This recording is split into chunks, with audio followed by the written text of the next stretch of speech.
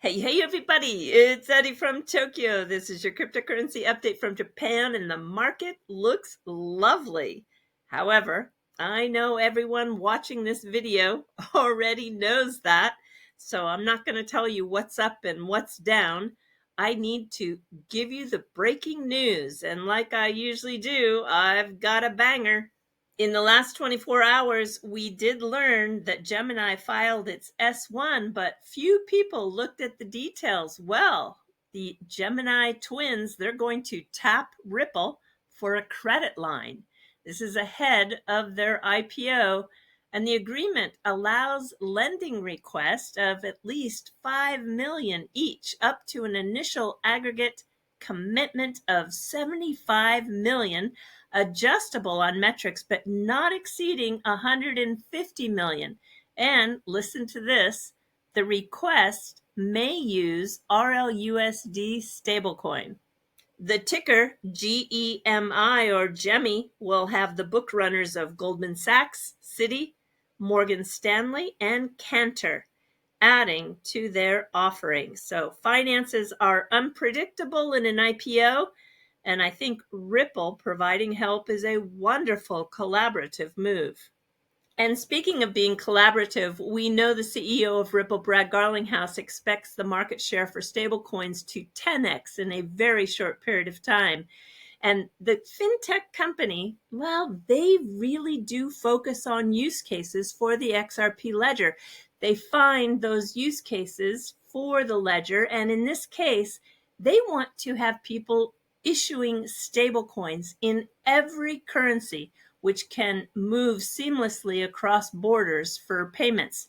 The XRP ledger's secret sauce is the authorized trust line. Yes, every currency is coming. Have a listen. We decided to launch a stablecoin in 2019 because it was a moment where Web 3.0 was taking off in the world. And we felt that having a stablecoin technology embedded in our DNA as a payments fintech company would make a very natural sense of things to come. So Ripple is a company that we have had so much fun and also passion together to create what we believe is the future of where stablecoins should be. It's not common to find a company like Ripple in a sense whereby both the senior leadership, the people on the ground, and the infrastructure that they built is aligned very solely in that common direction that we are also on. And the reason for that is because, as I mentioned earlier, we have a very strong nexus as a fintech payments company. We work with the likes of enterprise Web 2.0 companies, and a lot of times that bridge that combines all the players requires a blockchain foundation layer that appreciates what we're trying to do and also has the same direction and investments towards where we want to be. So the Ripple team has been amazing in the sense whereby they understand the vision that we are trying to go on, and they also see that the future of stablecoins. I recall the CEO Brad Garlinghouse mentioning that he sees today's market cap of stablecoins at $230 billion, and he expects that number to even 10x down the road. Ripple has built this amazing thing called the authorized trust line, which is a infrastructure that allows a permission layer and also to allow tokens to be able to transact within a very defined space. Why this is important is because if you look at to where the enterprises today are comfortable, including the banks, to function within a scope, the ATL is a perfect example which fits their comfort zone. So having a Sing dollar stablecoin, having a Malaysian ringgit stablecoin, having a Thai baht stablecoin, having a US dollar stablecoin, this enables funds to not only move seamlessly across borders, but into currencies which make sense for the country and the people that live there. I do want to pop into the Bitcoin dominance, and you can see that it is ever so slightly going down yet again, 58.6. So that capital is flowing into the altcoins. Did you ever think that Dogecoin would become a full-fledged financial instrument? Well, on the 15th of August, Grayscale has filed their S1 with the SEC for a Doge trust. Now, if this proposal is approved, it'll be listed as an exchange-traded ETF linked to the spot price of the cryptocurrency. Going back a little in time in 2019, when Ripple first invested into Flare Networks, they were thinking about doing a native coin, that would be Flare, with an algorithmic stablecoin created in part by burning XRP. Very interesting. Well, now if I give you this alpha, you'll see how that thinking has matured into something just a little bit different. Have a listen.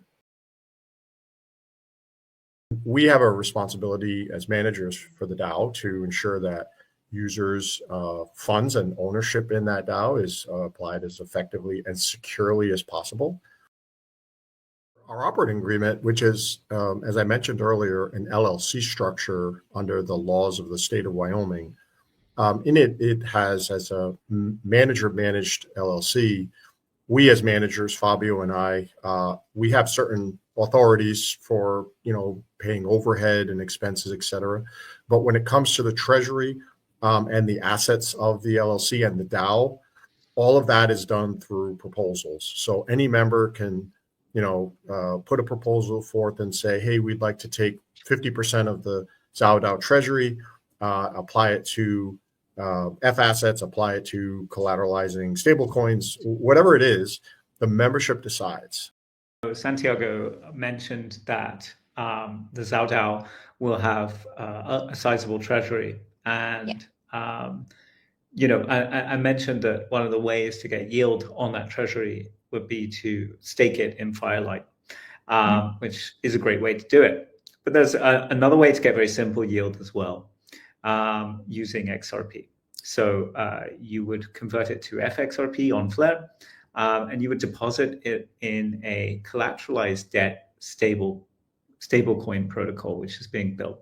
So it allows you to deposit, let's say, $2 of XRP to get, let's say, $1.2, $1.5 of stablecoin out.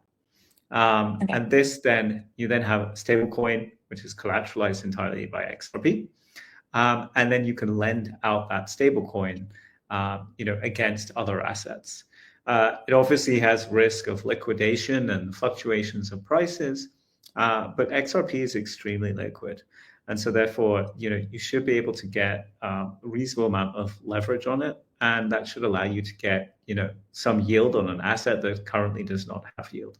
And, to give you some examples, stablecoin yields are currently hovering between 8 and 20%, depending on the protocol. Wow. So, being able to lend out stablecoins to get a reasonable yield, to me seems like a good way to relatively safely, because you can over collateralize quite heavily, effectively lend out your XRP as a stablecoin. So we're looking forward to participating in those yields, and I personally will be putting forth proposals to the community for engaging in both F assets, staking, and stablecoins. And I'm going to leave you with this beautiful picture of Okayama Castle with the fireworks in the back. Until next time, do take care. Sayonara for now. Bye-bye.